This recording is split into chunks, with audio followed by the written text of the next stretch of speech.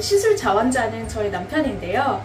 반쪽은 이제 올리지오를 해볼 거고 나머지 반쪽은 덴서티 클래식을 해볼 거예요. 그래서 각각 한 300샷 이상씩 들어갈 거고 이렇게 다 하고 나면 얼굴에 충분히 리프팅 효과를 느끼실 수 있을 겁니다. 시작해 볼게요. 초음파 리프팅처럼 확 잡아 올리는 그런 느낌보다는 피부가 전반적으로 좀 좋아지는 느낌? 그리고 탄력감이 생긴다? 이렇게 생각을 하시면 좀 더 좋을 것 같아요. 벌써 한 100샷 정도 들어갔는데요. 마취 크림을 바르지 않았다 하더라도 사실 가볍게 받아볼 수 있는 제 레이저 리프팅이 올리지오가 아닐까 저는 그렇게 생각을 합니다. 고주파 장비 특성상 이제 에너지가 전달될 때는 얼굴이 조금 붉어질 수 있는데 시술이 끝나고 나서 쿨링을 조금 적당하게 해드리면 얼굴 색이 잘 돌아와서 감쪽같지 않은 얼굴로 집에 가실 수 있어요. 올리지오는 이렇게 연속샷을 사용을 하면은 이제 러빙 타입으로 이렇게 밀면서 백오프이 들어갈 수 있다는 게 꽤 큰 장점이기는 하고요. 중간중간에 플루이드가 떨어지지 않도록 시술 때가 그런 부분을 좀 더 신경 써서 시술을 해주시면 더 좋을 것 같습니다. 개인적으로 고주파 리프팅 장비는 지성 피부든 건성 피부든 리프팅이 필요한 사람들에게 둘 다 효율적이라고 생각을 하는데요.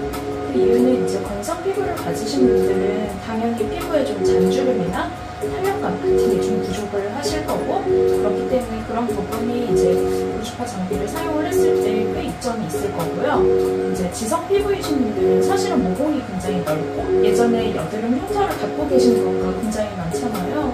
그래서 그런 분들에게는 이제 고주파 장비를 이용을 해서 여드름 흉터 부분을 좀 더 조여주고 모공을 조금 조여주고 이 콜라겐 재생 효과로 큰 이점이 있을 거라고 생각을 합니다.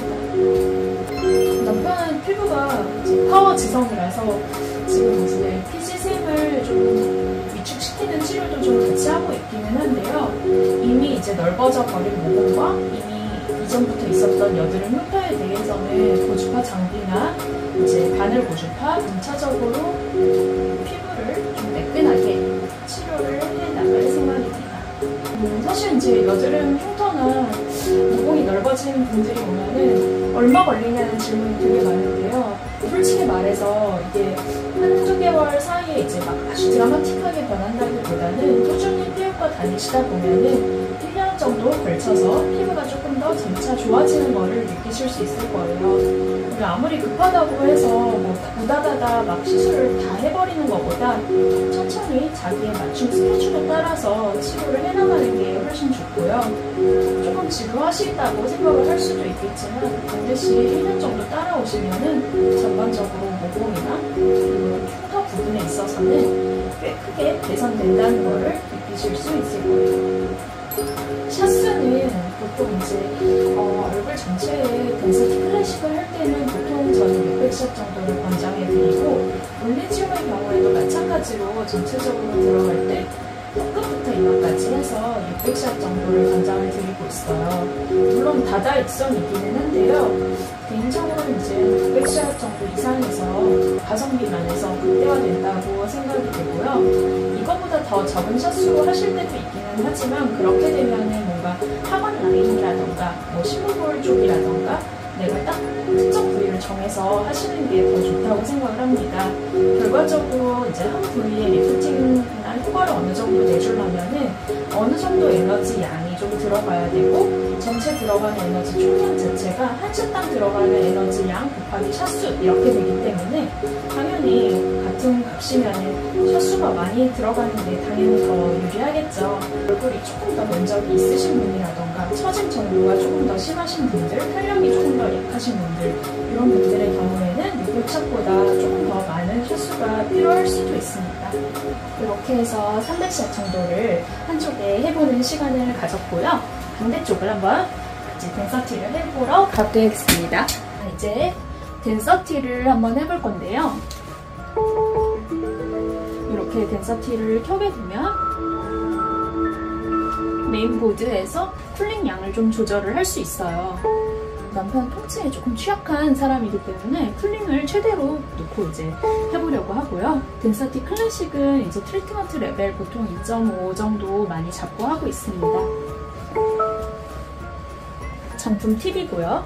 덴서티의 클래식 팁인데요. 이거를 사용을 해보도록 하겠습니다. 덴서티가 보통은 팁 하나당 600샷 정도가 들어가기 때문에 보통은 얼굴 전체 할 때는 600샷을 가장 많이 권유를 해드리고요.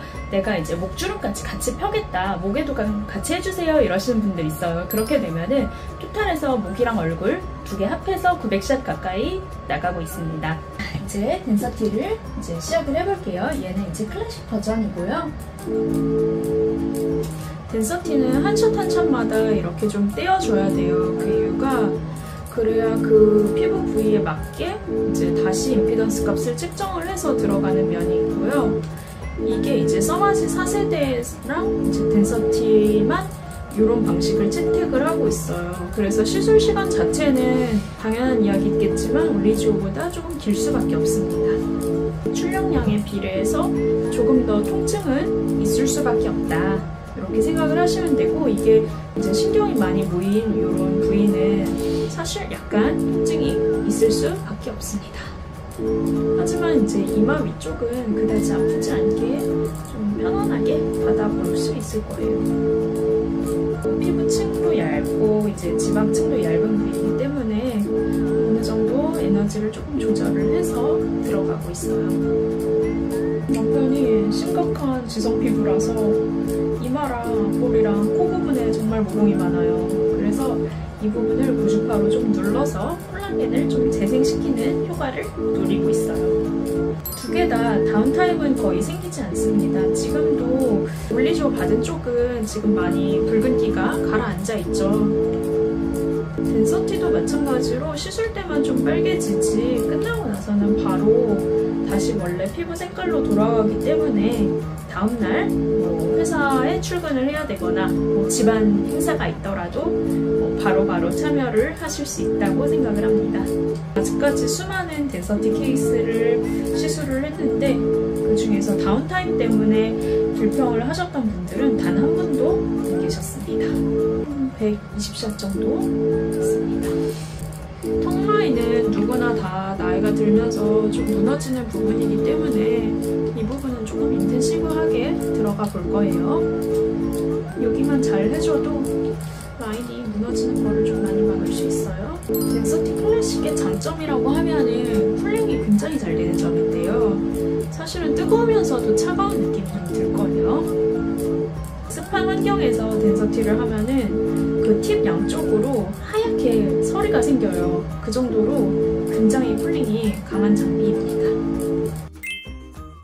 네, 이렇게 해서 오늘 덴서티 클래식이랑 올리지오의 비교 체험을 이제 남편이랑 같이 찍어봤고요. 남편한테 물어본 결과 확실히 올리지오에 비해서 덴서티가 너무 아팠다 이런 얘기가 있었고, 올리지오는 정말 마취크림 하나도 안 바르고도 그냥 받을 수 있는 정도였다 라고 얘기했고, 덴서티는 마취크림 발랐는데도 생각보다는 조금 뜨겁다 이렇게 이야기를 했었습니다. 미용기기의 효과 자체가 좀 통증과 어느 정도 비례하는 면은 당연히 있을 수 있기 때문에 그런 점을 고려를 해서 레이저 기기를 선택을 하셨으면 좋겠고요. 제가 생각했을 때 올리지오는 조금 더 고주파 장비치고 가성비가 좋은 장비다라고 생각을 할 수 있고, 덴서티는 조금 더 효과면이 좀 더 좋다라고 생각을 할 수 있겠습니다. 그리고 제가 남편한테 이제 물어봐서 일주일 후, 그 다음에 이제 한 달 후에 주관적인 만족도를 물어볼 거예요. 그래서 그것도 이제 나중에 댓글에다가 정리해서 써드릴 예정이고, 그리고 제가 한 달 후에 이제 객관적으로 마크뷰 체크를 해서 어느 정도 모공이 좋아졌는지, 어느 정도 잔주름이 좋아졌는지, 그 다음에 이제 피부 탄력도는 어떤지 이런 부분을 조금 체크를 해보려고 해요. 여러분들이 고주파 레이저 리프팅 장비를 선택하시는 데 있어서 도움이 되셨으면 좋겠습니다. 오늘은 이것으로 영상 마칠게요. 안녕!